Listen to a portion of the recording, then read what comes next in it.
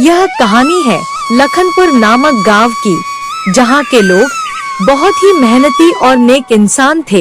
यह गांव किसानों के पौधे से हरी भरी रहती थी। यहाँ के किसान सुबह होते ही खेत में काम करने के लिए चले जाते थे, लेकिन इसी गांव में माधुरी नाम का एक व्यक्ति अपने पत्नी लक्ष्मी के साथ छोटे से घर में रहती थी। लक्ष्मी का पति माधुरी बहुत ही आलसी और कामचोर इंसान था। माधुरी बस दिन भर खाता और सो जाता था, लेकिन इसका पत्नी हमेशा इसको डांटते रहती थी। हाजी, हाजी उठिए जी, एकदम ये निकम्मा हो गए। कोई काम धंधा तो करना नहीं है, बस दिन भर खाना है और सोते रहना। ना काम का ना काज का, दुश्मन अनाज का। एकदम ये हमको पागल बनाकर छोड़ेंगे। क्या हुआ लक्ष्मी, क्यों चिल्ला रही हो? कितना अच्छा नींद आ रहा था। तुम भैंस की तरह सोते रहो। उधर पूरा गांव के लोग उठकर अपने अपने खेतों में काम करने के लिए चले गए और तुम इधर नींद के खराटे लेते रहो। इसी में पेट भर जाएगा। माधुरी बहुत ही आलसी और कामचोर इंसान था। माधुरी पूरा दिन केवल सोने में बिता देता।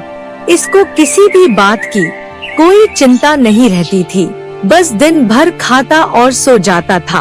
लेकिन इसका पत्नी लक्ष्मी बहुत ही बेईमान और चालाक इंसान थी। लक्ष्मी ही माधुरी को रोज काम पर जाने के लिए परेशान करती। अच्छा ठीक है लक्ष्मी, जाता हूँ। मेरा कुदाल कहाँ है? कुदाल दो। माधुरी को खेत पर जाने का मन तो नहीं था, लेकिन फिर भी माधुरी मजबूरी बस कुदाल लेकर खेत की ओर चल देता है। माधुरी खेत की ओर जा तो रहा था, लेकिन रास्ते में भी नींद से उसका आंख झपक रहा था। आहा, कितना अच्छा नींद आ रहा था। ये लक्ष्मी भी ना हमेशा काम काम बकती रहती है।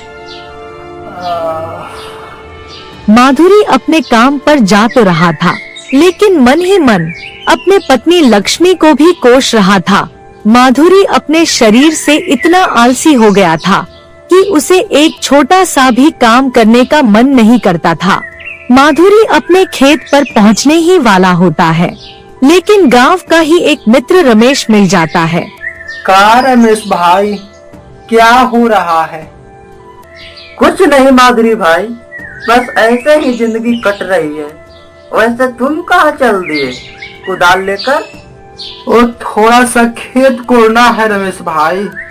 चलो ना माधुरी भाई, काम तो रोज करना है।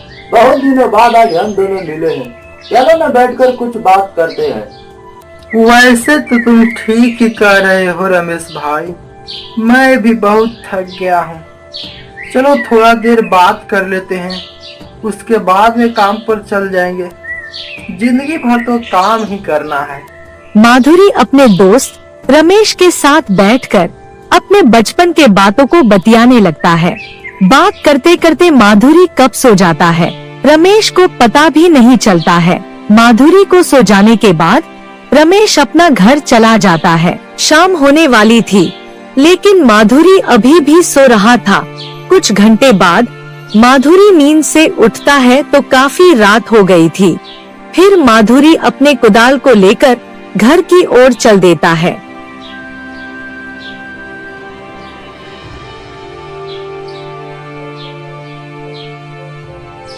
लक्ष्मी, ओ लक्ष्मी। क्या हुआ जी?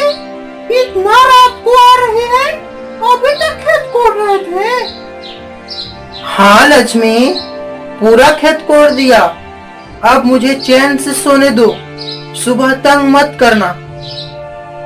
लक्ष्मी माधुरी के काम पर बहुत खुश थी और रात को लक्ष्मी भी माधुरी के साथ सो जाती है। सुबह होते ही लक्ष्मी जल्दी से बीज रोपने के लिए खेत में चली जाती है, लेकिन खेत को देखकर लक्ष्मी माधुरी पर गुस्से से आग बबूले हो जाती है। क्या हुआ भाभी जी, अब इतना गुस्से में क्यों लग रहे हैं? देख रहा है भोला, तुम्हारा भैया मुझसे कितना बड़ा झूठ बोले हैं।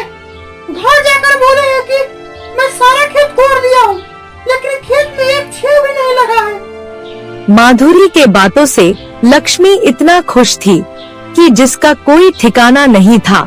लेकिन लक्ष्मी जब खेत को देखती है तो गुस्से से लाल हो जाती है और अंदर से टूट जाती है। फिर लक्ष्मी अपने उदासी चेहरा लेकर घर की तरफ आने लगती है और उधर माधुरी खराटे ले लेकर चैन के नींद सोता रहता है।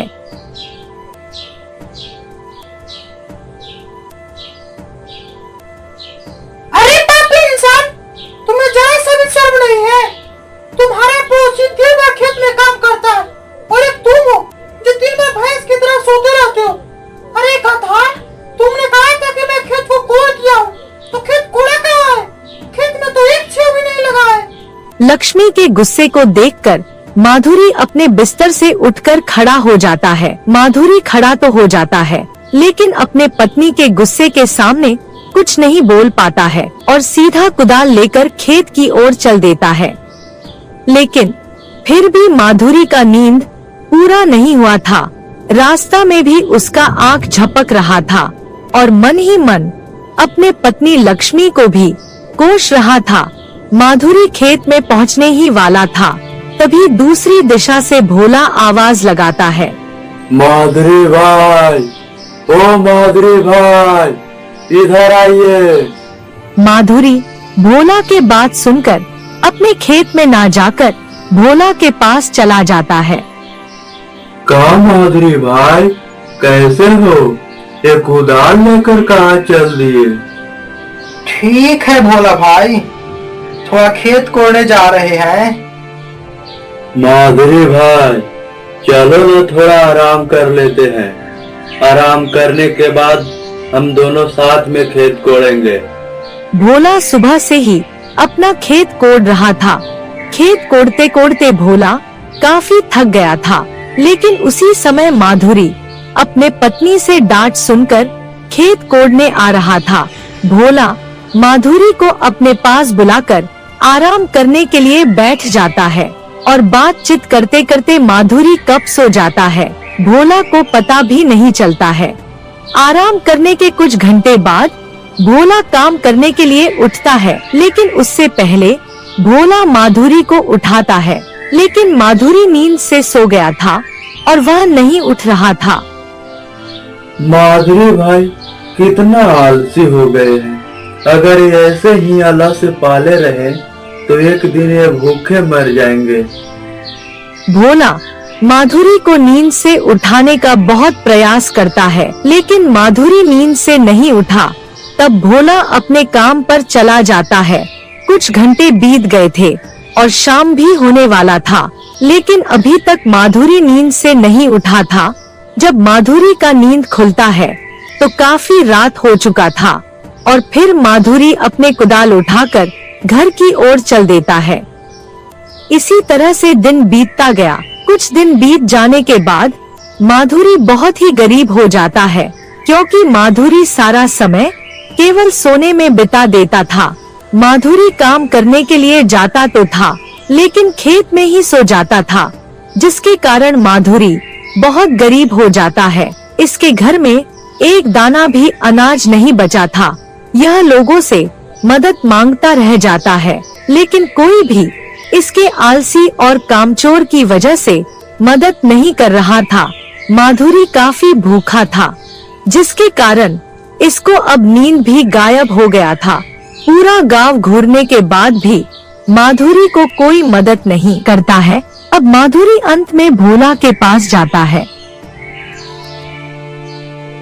भोला भाई, मैं 2 दिन से भूखा हूँ। मुंह में एक दाना भी अनाज नहीं डाला हूँ। मुझे बहुत जोर से भूख लगी है। तुम मुझे कुछ खाने के लिए अनाज दे दो। मैं तुम्हें तो 4 दिन बाद लौटा दूंगा। कहाँ से लौटाओगे माधुरी भाई? आप कोई काम धंधा तो करते नहीं हो, बस दिन भर सोते रहते हो। माधुरी पूरे गांव से मदद मांगता रह जाता है, लेकिन कोई भी माधुरी को मदद करने के लिए तैयार नहीं होता है। माधुरी अंत में भोला के घर जाकर भोला से मदद मांगता है, लेकिन भोला भी माधुरी को सहयोग न देकर माधुरी को अपने गलती का एहसास दिलाता है माधुरी भोला के बातों को सुनकर हक्का बक्का रह जाता है। अब माधुरी को भी अपने गलती का एहसास हो गया था। माधुरी खड़ा होकर पूरा दिन केवल अपने अतीत के बारे में सोचते रह जाता है। लेकिन उसी समय उसका पत्नी लक्ष्मी माधुरी के पास आकर माधुरी को भविष्य के बारे में सोचने के लिए प्रेरणा देती है और माधुरी अंत में काम करने का फैसला लेता है और हर रोज सुबह उठकर अपने खेत में जाता और काम करके घर वापस आता। माधुरी पहले से बहुत ज्यादा समझदार हो गया था। माधुरी हर रोज समय पर खाता, समय पर सोता और सुबह उठते ही काम पर चले जाता था। कुछ दिन बाद माधुरी एक मेहनती किसान बन गया था।